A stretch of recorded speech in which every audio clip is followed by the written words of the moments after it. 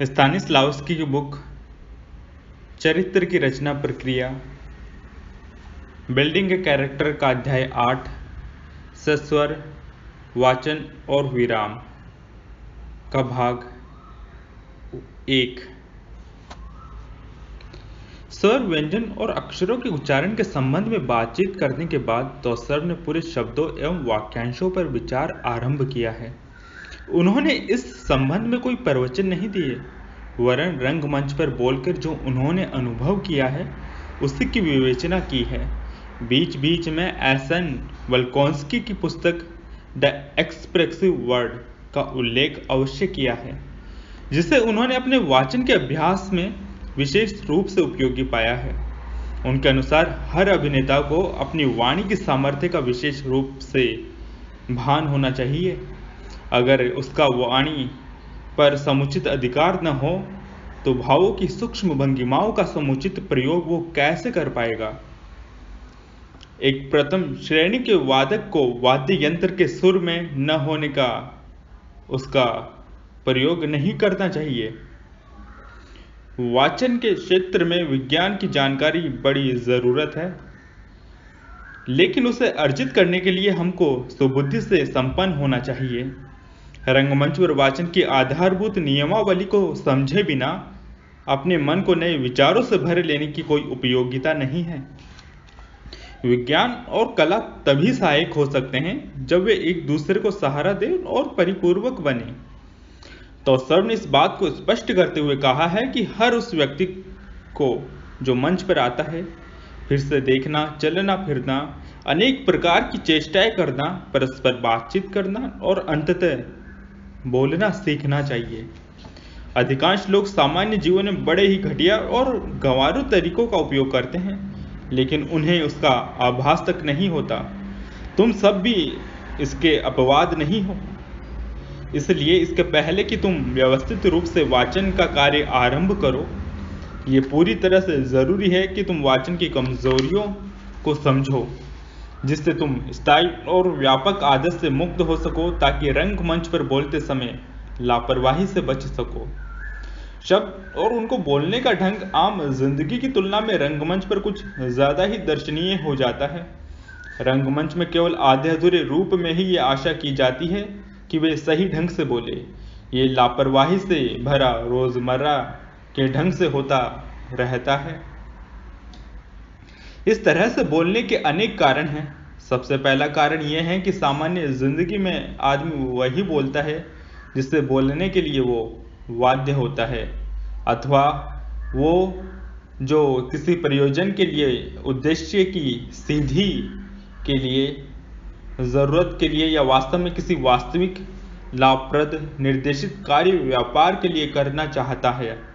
अक्सर ये भी होता है कि वो शब्दों पर बिना ध्यान दिए वैसे ही बड़बड़ाता है, तब भी वो सकारण ही बोलता है, वक्त गुजारने के लिए, ध्यान बटाने के लिए, अथवा ऐसी ही किसी और वजह से। रंगमंच की वस्तुस्थिति कुछ अलग ही होती है। रंगमंच पर किसी और के शब्द, और वे भी उसके लिए किसी लेखक द्वारा लिखे गए, बोले जाते हैं, जो हमारी इच्छाओं और अपेक्षाओं के विपरीत होते हैं। इसके अलावा आम जिंदगी में हम उन चीज़ों के विषय में बातचीत करते हैं जिन्हें हम वास्तव में देखते हैं या जो हमारे मन में होती हैं, और जिन चीज़ों का वास्तव में अस्तित्व होता है। रंगमंच पर हम उन चीज़ों के संबंध में बोलते हैं जो हमें दिखाई नहीं देती, जिन्हें हम अनुभव नहीं करते, जिनके विषय में अपने लिए हम सोचते भी नहीं, लेकिन जो अपनी भूमिका के काल्पनिक व्यक्ति से संबंधित होती है। सामान्य जीवन में कैसे सुना जाता है उसकी हमें समझ होती है, क्योंकि कुछ सुनने में हमारी रुचि होती है या हमें उसकी ज़रूरत होती है। रंगमंच पर हम अधिकांश सुनने का बहस बहाना ही करते हैं। हमें व्यवहार से यह ज़रूरत महसूस नहीं होती कि मंच पर जो लोग हमारे साथ हैं उनके भाव जगत में हम उतरें, उनके शब्दों को ध्यान से सुने। हमें अपने को ये कहने को बाध्य करना पड़ता है और नतीजा होता है अति नाटकीयता। प्रतिदिन जैसा सामान्य व्यवहार और प्रचलित युक्तियों का उपयोग। कुछ ऐसी ही दुखद परिस्थितियां वे होती हैं जो जीवंत मानवीय प्रतिक्रियाओं की हत्या कर देती हैं। पूर्वाभ्यासों और अनेकानेक प्रदर्शनों में भी बार बार बोले जाने वाले शब्द तोता रटंत बन जाते हैं। मूल शब्द के आंतरिक अभिप्राय हवा में उड़ जाते हैं और बस यांत्रिक ध्वनियां ही सुनाई देती हैं। रंगमंच पर होने का अधिकार पाने के लिए अभिनेताओं को कुछ न कुछ करना ही होता है। अपनी भूमिका में खाली स्थानों को भरने के लिए वे यांत्रिक रूप से बोलने लगते हैं। सामान्य जीवन में भी अभिवादन करने और उसका जवाब देने में भी वे इसी पद्धति का उपयोग करते हैं। सवाल उठता है कि कोई आदमी इस प्रकार यंत्र मानव की विधि से बोलते समय क्या सोच रहा होता है। उन शब्दों से संबंधित न तो विचार और न ही भावना की उसे अनुभूति हो रही होती है। हम तब पूरी तरह से किन्हीं अन्य विषयों में खोए होते हैं और वे शब्द हमारे मुंह से निकलते रहते हैं।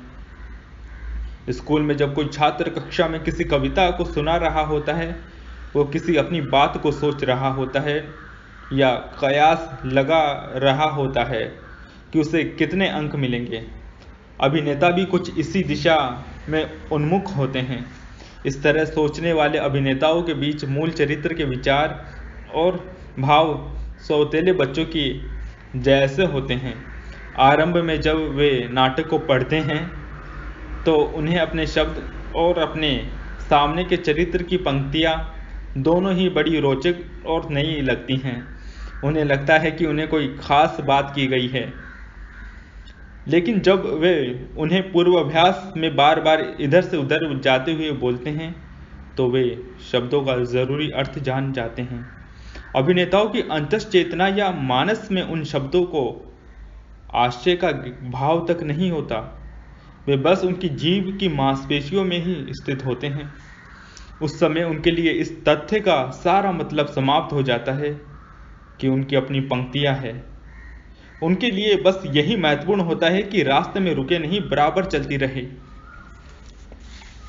स्तानिस्लावस्की के अनुसार यह अर्थहीन है कि कोई अभिनेता बिना ये सुने कि क्या कहा या पूछा जा रहा है, अपने साथी के कथन में बीच में बोल पड़े। ये भी होता है कि सांकेतिक शब्दावली का बीज शब्द कुछ ऐसे कह दिया जाता है कि वो दर्शकों तक तो पहुंचता ही नहीं, जिससे कि नाटक का आशय पूरी तरह से खो जाता है और साथी के पास भी जवाब के लिए कुछ बचता ही नहीं। ये कहने की कोई ज़रूरत भी शेष नहीं रहती कि सवाल फिर से दोहराया जाए। पहले अभिनेता को इस प्रकार की ये जानकारी होती ही नहीं कि कुछ देर पहले वो क्या पूछ रहा था। ये सारे गोलमाल प्रदर्शन को विरस और बनावटी बना देते हैं, जिनसे बोले गए शब्दों एवं उनके जीवंत अभिप्रायों पर विश्वास समाप्त हो जाता है। ये स्थिति तब और भी बिगड़ जाती है जब अभिनेता शब्दावली को जानबूझकर गलत मोड़ देते हैं।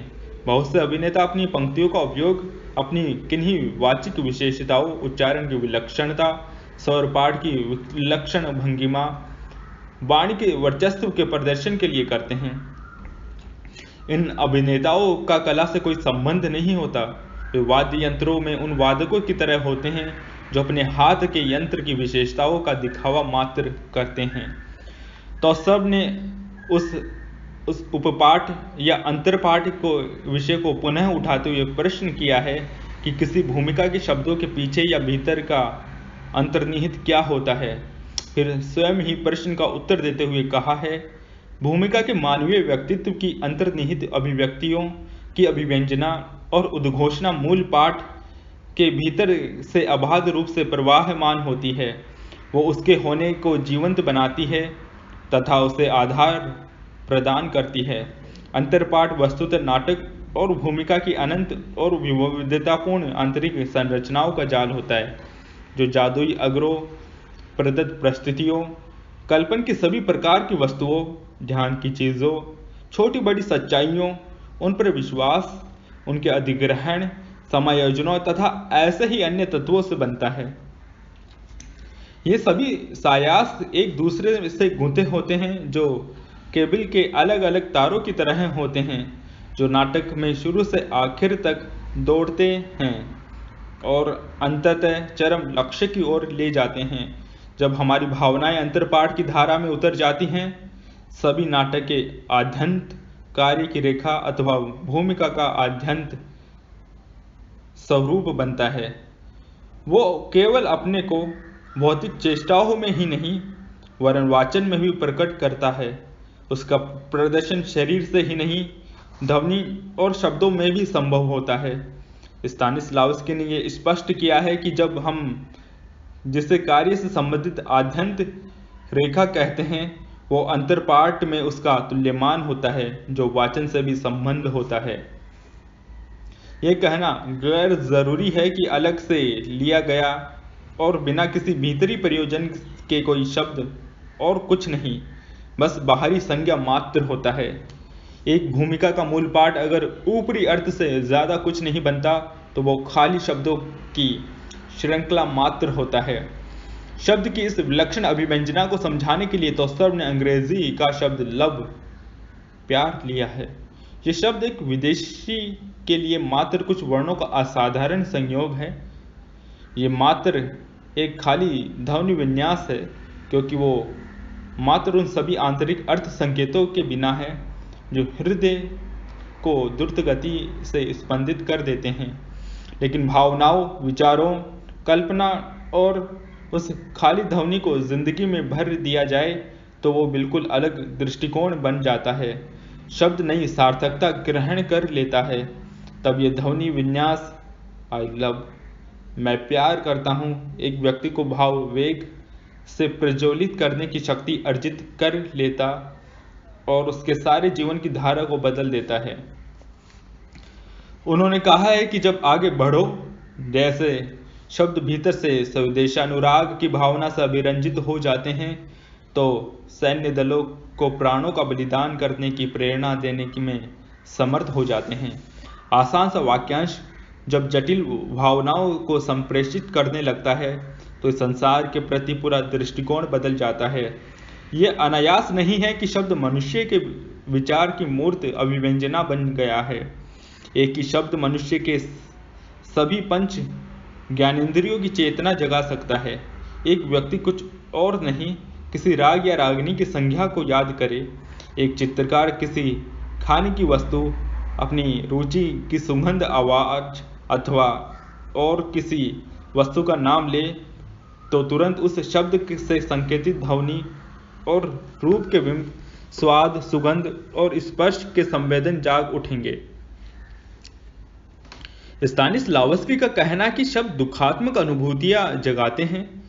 इस शब्द में उन्होंने अपनी आत्मकथा के एक प्रसंग की भी चर्चा की है, जिसमें दांत के दर्द की चर्चा में श्रोता के मन में दर्द की अनुभूति जाग गई थी।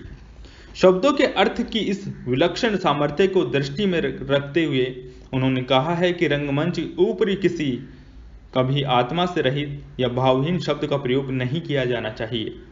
शब्द को कभी विचार से और उसके कार्य व्यापार से रंगमंच पर अलग नहीं करना चाहिए। रंगमंच पर तो शब्द की ये भूमिका होती है कि वो अभिनेता, उसके सहयोगियों और उनके माध्यम से सारे दर्शक समुदाय में सभी प्रकार की भावनाओं, इच्छाओं, आंतरिक दर्शात्मकता तथा अन्य संवेदनाओं को जगाए। इससे ये संकेत मिलता है कि उच्चतरीम शब्द और नाटक का मूल पाठ अपने में और अपने लिए मूल्यवान नहीं है। वो अंतरपाठ की अंतर्वस्तु तथा जो कुछ भी उन शब्दों के भीतर है उनसे मूल्यवान बनता है।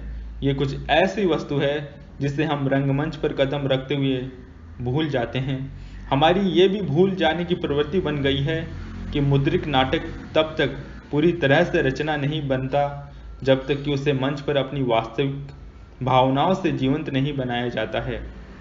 वो तब तक सिम्फनी, सांगीतिक संरचना नहीं बनती जब तक कि वो किसी समारोह में वृंद गायकों के सहयोग से वृंदवाद्यों के साथ समायोजित नहीं होती। कलाकार या गायक जैसे ही सामाजिकों तक संप्रेषण के लिए लिखित सामग्री के अंतरपाठ में अभिनेता या संगीतकार निज की भावनाओं का संचार करते हैं। आध्यात्मिकता का अपार जल फूट पड़ता है, भीतर की सार वस्तु उन्मुक्त हो जाती है। वे वास्तविक वस्तुएं जिन्होंने नाटक, कविता या संगीत की स्वर लिपि को उत्प्रेरित किया था, उजागर हो उठती हैं कि ऐसी किसी रचना का सारा बिंदु विन्यास इसी अंतरपाठ में निहित होता है। उसके बिना शब्दों के रंगमंच पर प्रस्तुत किए जाने का कोई और बहाना नहीं होता। शब्द जब इस चेतना के साथ बोले जाते हैं तो वे सीधे लेखक से आते हैं। अभिनेता उनके अंतरपाठ को मुखर कर देता है। अगर ऐसा न हो तो जनसाधारण रंग मंडप में आने का कष्ट नहीं करेंगे। वे अपने घर बैठेंगे और छपे हुए नाटक को पढ़ेंगे। फिर भी केवल रंगमंच पर यह होता है कि नाटक अपने को पूरी तरह से संपूर्ण महत्व के साथ उद्घाटित करता है। केवल रंगमंच पर प्रदर्शन में ही हम उस वास्तविक अंतश्चेतना का अनुभव कर सकते हैं जो नाटक को और उसके अंतरपाठ को जीवंत बनाती है। अभिनेताओं द्वारा जितनी बार नाटक प्रदर्शित किया जाता है उतनी बार फिर से निर्मित होती है। यह अभिनेता पर निर्भर करता है कि वो अपनी भूमिका के पाठ के अनुरूप उन शब्दों को उन भावनाओं के साथ गायन के रूप में प्रस्तुत करना सीखे। जब हम एक जीवंत आत्मा की स्वर माधुरी को सुनते हैं तब हम और केवल तब वाक्यांश के मूल्य और लालित्य को पूरी तरह से सुरुचि के साथ ग्रहण करते हैं और जो कुछ भी उसमें निहित होता है उसे आत्मसात करने में समर्थ होते हैं। तोस्तोव के रूप में स्तानिस्लावस्की ने अभिनेता के प्रारंभिक प्रशिक्षण के दौरान भूमिका के अंतर्गत रेखा के चरम उद्देश्य की ओर अग्रसर उसके प्रगतिशील कार्य व्यापार का हवाला देते हुए कहा है, तुम ये भी जानते हो कि इन पंक्तियों की रचना एक मनोदशा के निर्माण के लिए होती है जिसमें तुम अपनी भूमिका को जीते हो, और जब वो सहज रूप से संभव नहीं होती तो तुम्हें कैसे मनोवैज्ञानिक तकनीक से उसे फिर से लाने का रास्ता बनाना होता है। ये पूरी प्रक्रिया उच्चरित शब्दों के संबंध में समान रूप से समुचित और अनिवार्य होती है। तोस्तोव ने बीच बीच के अंतराल में 4 शब्दों बादल, युद्ध, गिद्ध, नीलक का उच्चारण आवेग रहित कंठस्वर से किया और उसके बाद उन्होंने छात्रों से पूछा कि जब तुम एक एक शब्द सुनते हो तो तुम्हारे भीतर क्या क्या प्रतिक्रियाएं होती है। कुछ छात्रों की प्रतिक्रियाएं सुनने के बाद तोस्तोव ने कहा, प्रत्यक्षतः 2-3 शब्द मेरे मुख से ही निकले थे कि उनके भीतर के सुझावों को तुमने मानसिक रूप से क्रियान्वित करना आरंभ कर दिया था। कितनी मेहनत से तुमने मुझे उन सभी चीज़ों के विषय में बताया है जो मेरे छोटे छोटे शब्दों ने तुम्हारे मन में जगाई है। कितनी सावधानी के साथ तुमने ध्वनियों और उनके स्वर विन्यास का प्रयोग करते हुए अपने रंगों को चुनकर और उनमें समन्वय स्थापित करके हमारे लिए दर्शनात्मक प्रभाव उत्पन्न किया है जिससे हम तुम्हारी आंखों से उन्हें देख सकें। अगर तुम हमेशा रंगमंच पर इस स्वाभाविक प्रक्रिया के अनुसार काम करोगे और अपने शब्दों का इतनी ही आत्मीयता से उच्चारण करोगे, उनके आवश्यक अर्थविधान में इतनी ही गहराई से उतरोगे, जो तुम सभी जल्दी ही बड़ी अभिनेताओं के रूप में खुद को पाओगे। स्तानिस्लावस्की ने एक ही शब्द क्लाउड का विभिन्न रूपों में उच्चारण करके विभिन्न बिंबों को जगाया है और कंठ स्वर, मुख मुद्रा, वस्तु विशेष की प्रति दृष्टिकोण के बदलाव को रेखांकित किया है। ये एक अनुपस्थित वस्तु के विभिन्न रूपों की रंगमंचीय खोज है क्योंकि इससे अभिनेताओं और सामाजिकों दोनों के सामने दृश्य उपस्थित होते हैं। वस्तुतः यह अभिनेताओं की आंखों का दृश्य का अवलोकन है और अभिनेता उसे अपने अंतर्दर्शन को संप्रेषित करता है। यह स्थिति व्यक्ति सामर्थ्य से भी परे तक जाती है। इस संदर्भ में उन्होंने ये सलाह भी दी है कि अपने उपचेतन के कार्य में कभी बाधा नहीं डालना चाहिए। कलाकारों को ये सीखना चाहिए कि अपनी आध्यात्मिक और जीवंत प्रकृति को रचनात्मक कार्य में कैसे प्रकट किया जाए। वस्तुतः हमें भूमिका के शाब्दिक पक्ष को संवेदनशील और प्रतिक्रियात्मक बनाना चाहिए जिससे वो हमारी अत्यधिक अंतर्निहित भावनाओं, विचारों और मन की आंखों के आगे बने बिंबों आदि के संप्रेक्षण में हमारी सहायता कर सके। शब्दों की सहायता से गिद्ध, नीलक, बादल जैसी वस्तुओं का न्यूनाधिक मूर्त रूप में दूसरों तक संप्रेक्षण बहुत मुश्किल नहीं है, लेकिन शब्दों के द्वारा न्याय और औचित्य जैसी अमूर्त धारणाओं को संप्रेषित कर पाना बहुत कठिन है। इन शब्दों को बोलते समय मनोजगत में कैसी क्रियाएं, प्रतिक्रियाएं, प्रक्रियाएं चलती है, इसकी खोज बड़ी रोचक होगी। कौशल्या ने यह सुनने के बाद अपनी मन की आंखों को खोला। उसे एक महिला की आकृति दिखाई दी, जिसके एक हाथ में तराजू था और सामने कानून की एक पुस्तक थी और उसकी एक अंगुली पुस्तक के एक विशेष अनुच्छेद की ओर संकेत कर रही थी। इस बुद्धि विधान से उसका मन और उसकी भावनाएं संतुष्ट नहीं हुई। उसकी कल्पना ने जल्द ही एक नया दृश्य विधान खड़ा कर दिया, न्याय और औचित्य पर आधारित जीवन का स्वरूप। इसके बाद उसे अपने जीवन का एक अनुभव याद आया। वो कल्पना में बनी बिंब योजना के अनुरूप था। उसने जब तोस्तव के आगे आत्मदर्शन की पूरी प्रक्रिया का विवरण उपस्थित किया तो उन्होंने निष्कर्ष के रूप में कहा था, प्रकृति ने विषय वस्तु को कुछ ऐसे व्यवस्थित किया है कि जब हम दूसरों के साथ शाब्दिक संप्रेक्षण के व्यापार में संलग्न होते हैं तो पहले हम शब्द को अपने मन की आंखों से दृष्टि पटल पर देखते हैं और तब उस देखे हुए को शब्दों में अभिव्यक्त करते हैं। हम औरों की बात सुनते समय अपने कहे को कानों से ग्रहण करते हैं और तब जो कुछ हमने सुना है उसका मानसिक चित्र बनाते हैं। जब हम सुनते हैं तो जो कुछ कहा गया है उसे देखते हैं और जब बोलते हैं तो उसके दृश्यात्मक बिंब बनाते हैं। अभिनेता के लिए शब्द मात्र ध्वनि नहीं, बिंबों का व्यवसाय होता है। इसलिए जब वो रंगमंच पर शाब्दिक आदान प्रदान करने में संलग्न होता है तो उसे कानों के लिए इतना नहीं, आंखों के लिए बोलना चाहिए। तोस्तव ने प्रशिक्षण के दौरान एक छात्र पोल से कहा कि वो मंच पर जाकर कोई कविता पढ़े या कोई कहानी सुनाए। उसने एक प्रसंग सुनाया, लेकिन तोस्तव उससे संतुष्ट नहीं हुए। उन्होंने कहा कि जो शब्द उसने बोले उनमें उसका विश्वास नहीं था, वे शब्द उसके अपने नहीं थे। इसलिए जो वो कह रहा था उसने कहना चाहा, उन्होंने उसके भीतर समुचित अनुभूति नहीं जगाई। तोस्तव ने इस बात को स्पष्ट करते हुए कहा है, लेकिन तुम उन शब्दों को पूरी निष्ठा के साथ उन काल्पनिक परिस्थितियों की पृष्ठभूमि को भली प्रकार जाने बिना कह भी कैसे सकते हो। पहले तुम्हें उन्हें जानकर उनका मानसिक चित्र बनाना जरूरी था, लेकिन तुम अब भी न तो जानते हो और न देख रहे हो कि उन शब्दों की व्यंजना क्या है। तुम्हें अपने लिए उसका स्पष्ट चित्र बनाने की और तुम्हारी कल्पना की जिस ओर संकेत कर रही है उसकी और अधिक कोशिश करनी चाहिए।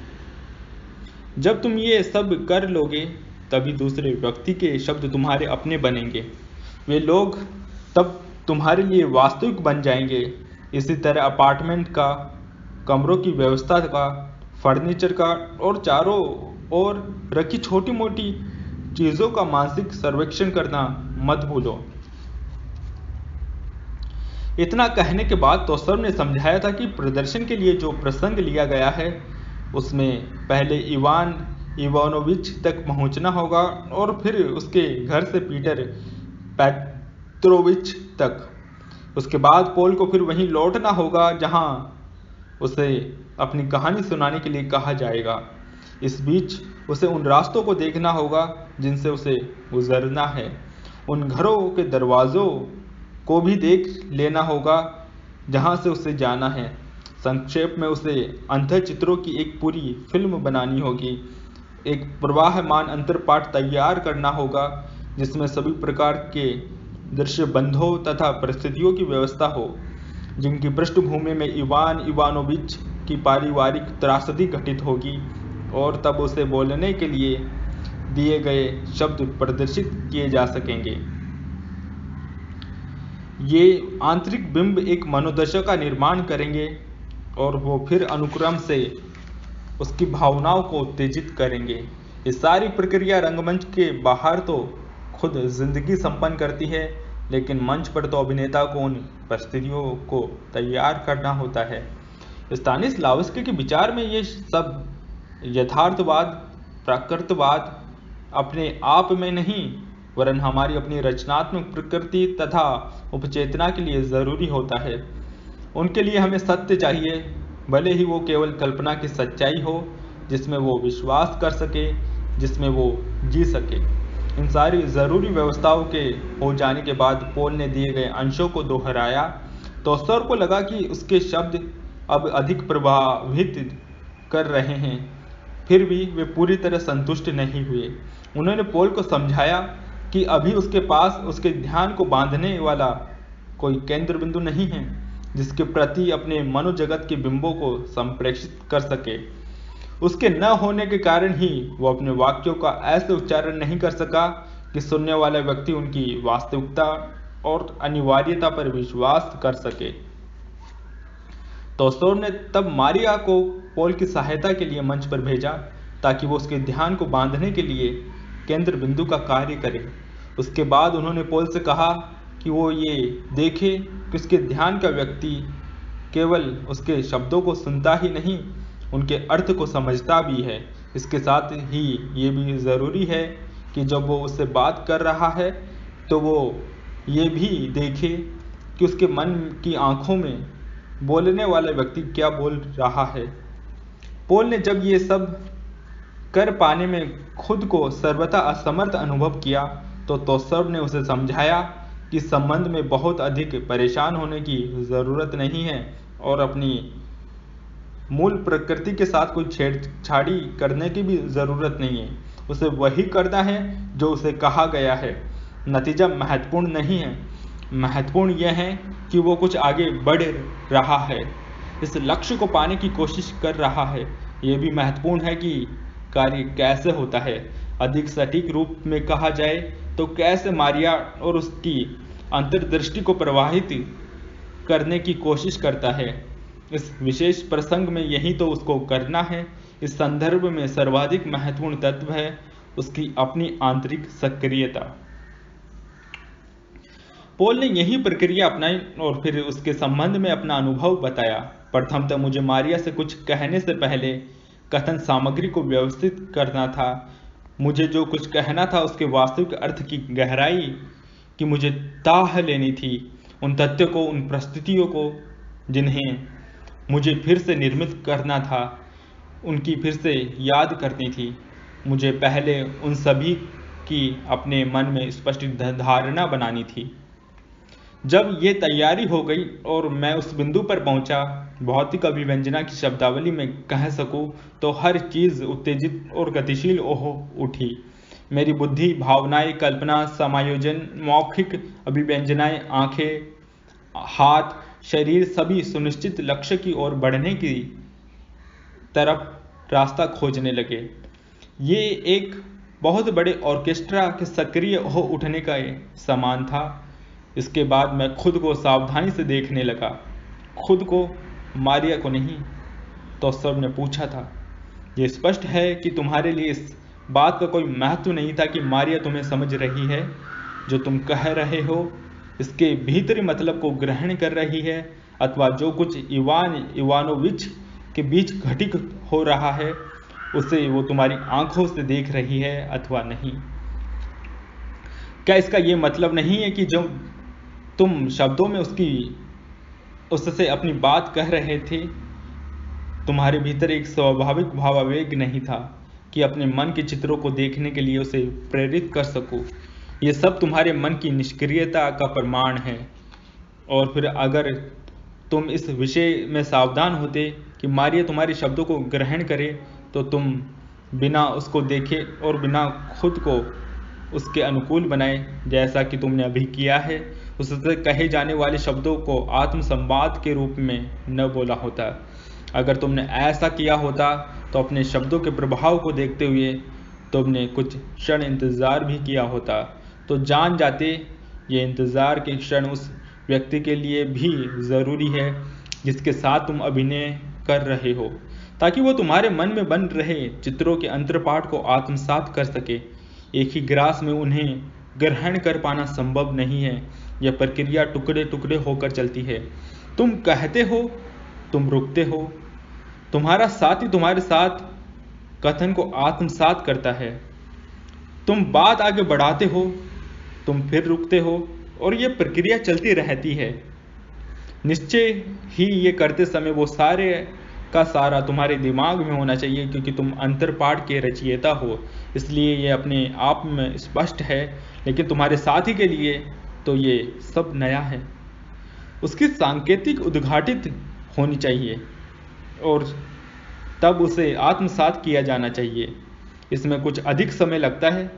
तुमने इसके लिए अवसर नहीं दिया और नतीजा ये हुआ कि ये सारी भूलें, यह सब एक अन्य व्यक्ति के साथ बातचीत का रूप ग्रहण करने के स्थान पर एक आत्मसंवाद बन गया, ठीक वैसे जैसा रंगमंच पर अक्सर होता है। तोस्तोव ने पोल से वो सब वैसे करवा लिया जैसा कि वो चाहते थे। पोल ने उनके समझाने पर वही कहा जो उसके मन में था, और मारिया ने वही सुना। केवल मारिया ही नहीं, वहाँ उपस्थित सभी लोगों ने कुछ अंशों तक वास्तव में ये समझा कि उसके शब्दों में, उसके अंतर्पाठ में क्या निहित था। पोल स्वयं भी उसकी सफलता में आनंद विभोर हो उठा। उसने बड़ा जोर देकर कहा कि उसने अपने काल्पनिक अंतर्पाठ को दूसरों तक पहुंचाने के व्यावहारिक महत्व का बौद्धिक और मानसिक दोनों ही रूपों में अनुभव किया। तोस्तोव ने नाटक की संवाद योजना के पीछे अवस्थित अविराम प्रवाहमान चित्रात्मक धारा की इस रचना को अत्यंत महत्व दिया है। पोल ने उस दिन घर लौटते हुए कौस्या को अपने उस दिन के अनुभव के विषय में बड़े ही उत्साह के साथ बताया था। तुम देख रहे हो, जब तक तुम इस तथ्य को नहीं बताते कि इवान इवानोविच की पत्नी ने उन्हें छोड़ दिया था, तब तक कोई कहानी नहीं बनती।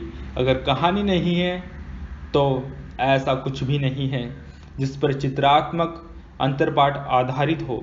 तुम्हारे लिए फिर कोई ज़रूरत नहीं हो रहेगी कि अपने लिए किसी घटना का मानसिक चित्र बनाओ और फिर उसे किसी और को बताओ। इवान इवानोविच के जीवन की त्रासद घटना का मूलभूत तथ्य कुछ ऐसा है जिसे तुम किरणों के द्वारा आंगिक चेष्टाओं से, मौखिक अभिव्यंजना के माध्यम से संप्रेषित नहीं कर सकते। तुम्हें बोलना ही होगा। पोल ने उसके बाद संगीतात्मक लय के साथ बात आगे बढ़ाई कि मैंने जब ये समझा कि वे शब्द मेरे अपने ही हैं, तो रंगमंच पर होते हुए भी मुझे ये लगा कि मैं पूरी तरह से अपने ही घर में हूँ। फिर भी जाने से कहाँ से अचानक प्रशांति की भावना और नियंत्रण पैदा हो गए। मेरे लिए सबसे अधिक विस्मयजनक ये था कि अब मैं अपने को अनुशासित कर सकता था। मुझे जैसे किसी प्रकार की जल्दी न करने का अधिकार मिल गया था और मैं बड़ी शांति के साथ औरों का इंतज़ार भी करवा सकता था। पोल ने उसके बाद कौस्या के वाचन के बीच विश्राम के विषय में विशेष रूप से बातचीत की थी। पोल के अनुसार पहले कभी रंगमंच पर उसे एवं कौस्या को विश्राम के क्षणों में बड़ी घबराहट हो जाती थी, लेकिन अब उसने मंच पर विश्राम अथवा मौन के महत्व को भली प्रकार समझ लिया था। कौस्या को उस दिन पोल की बातचीत इतनी रोचक लगी थी कि वे उसी के यहाँ रुक गए थे। संयोग से रात के भोजन के समय पोल के चाचा भी आ गए थे, जो बड़े वरिष्ठ अभिनेता थे और अपने भतीजे के कार्य में रुचि भी लेते थे। पोल ने उन्हें बताया कि उस दिन मंच पर विश्राम या मौन के संबंध में क्या कुछ सीखा था। वे सारे विवरण को सुनकर बड़े प्रसन्न हुए थे और एक बिंदु पर तो उत्तेजित होकर उन्होंने कहा था कि पोल ने जो कुछ भी सीखा है वो बिल्कुल सही है। उसने वस्तुतः अपने मनोजगत में सही जगह पर शिक्षा के इस नए बिंदु को स्थापित कर लिया है। उसे अपने साथी को भी इस नए सूत्र को से संक्रमित करना चाहिए। वो जिसके साथ बातचीत कर रहा है उसके मन में इस नए विचार को पूरी तरह से प्रतिष्ठित कर देना चाहिए। उसकी आत्मा को जब वो संरचित कर देगा तो उसे लगेगा कि वो और भी अधिक संक्रमित हो गया है। ये संक्रमण की प्रक्रिया फिर और मित्रों के साथ भी चलती रहेगी। तब लगेगा कि जो शब्द बोले जा रहे हैं वो पहले से कहीं अधिक उत्प्रेरक हैं। उस वरिष्ठ अभिनेता ने तब एक वाक्य पर बहुत जोर देकर कहा था, सक्रियता वास्तविक उद्देश्य के साथ रचनात्मक सक्रियता रचनाशीलता का सर्वाधिक महत्वपूर्ण तत्व है और फलस्वरूप वाचन में भी उसका सर्वाधिक महत्व है। स्टानिस्लावस्की ने इस संबंध में कहा है कि जब इस प्रकार की सक्रियता उत्पन्न हो जाती है तब बोलना ही अभिनय हो जाता है। वो सक्रियता तब अभिनेता के सामने अपने भीतर की सक्रियता को जगाने का लक्ष्य उत्पन्न कर देती है। इस संदर्भ में यह महत्वपूर्ण नहीं होता कि दूसरा पहले व्यक्ति के मन में अवस्थित चीज को देख रहा है अथवा नहीं। प्रकृति और अवचेतन उसकी चिंता कर सकते हैं। अभिनेता का कार्य होता है औरों के मन में अपना अंतर्दर्शन जगाने की इच्छा करना और वही इच्छा फिर सक्रियता उत्पन्न करती है। किसी अभिनेता के लिए रंगमंच पर जाना और दर्शकों के आगे कुछ शब्द कहकर बाहर निकल जाना एक बात है, लेकिन रंगमंच पर जाकर अभिनय करना बिल्कुल अलग बात है। उसके लिए बड़ी सूझबूझ और सचेष्ट प्रयास की अपेक्षा होती है। पहले ढंग से बोलना मात्र नाटकीय होता है, लेकिन दूसरा मानवीय संचेतना के साथ संभव होता है।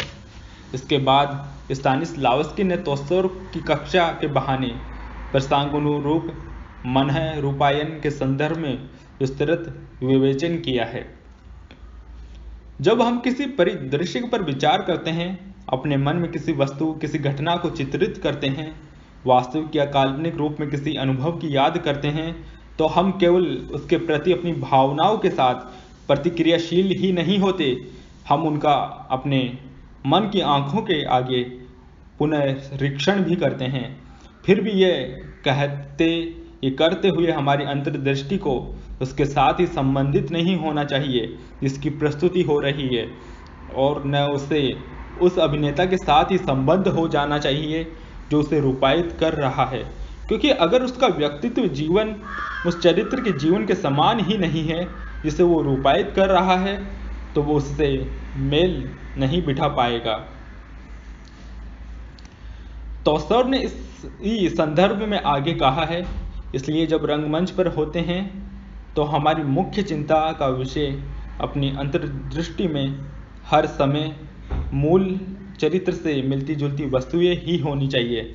हम बिंबों की अंतर्धारणा सभी प्रकार के कल्पित आविष्कारों और प्रदत्त परिस्थितियों से परिपूर्ण होकर भूमिका में जीवन भरती है। वो चरित्र के हर कार्य उसकी महत्वाकांक्षाओं, विचारों और भावनाओं को आधार प्रदान करती है। इससे भी अधिक भूमिका के अंतरंग जीवन में अभिनेता के ध्यान को बांधने में बहुत सहायक होती है। इस प्रक्रिया का उपयोग ध्यान की अस्थिरता दूर करने में किया जाना चाहिए।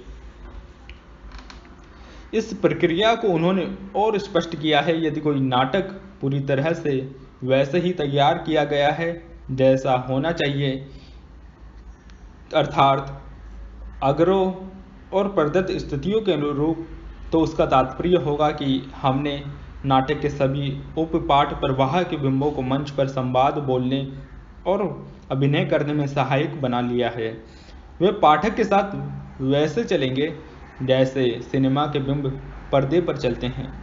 उन्होंने ये निर्देश दिया है कि हर बार अपनी भूमिका को रूपायित करते समय भूमिका की पंक्तियों के साथ उस काल्पनिक चित्र का भी निर्माण करते रहना चाहिए तथा शब्दों के साथ साथ इन बिंबों को भी संप्रेषित होने देना चाहिए। स्टानिस्लावस्की ने जरूरी मतलब को शब्दों में उतारने के लिए उसके भीतर बहुत गहरे उतरकर बड़ी गहराई के साथ उसका अनुभव करने पर बल दिया है, लेकिन ये बड़ा मुश्किल काम है और हमेशा संभव नहीं होता, क्योंकि सबसे पहले अंतर्पाठ के आधारभूत तत्व महत्व के तत्वों में से अनुभूत भावनाओं की स्मृति क्षणभंगुर, मनमौजी, चंचल और अस्थिर है। दूसरे शब्दों के पीछे जो अर्थ है उसमें ध्यान केंद्रित करने के लिए अनुशासनबद्ध कोशिश ज़रूरी होती है।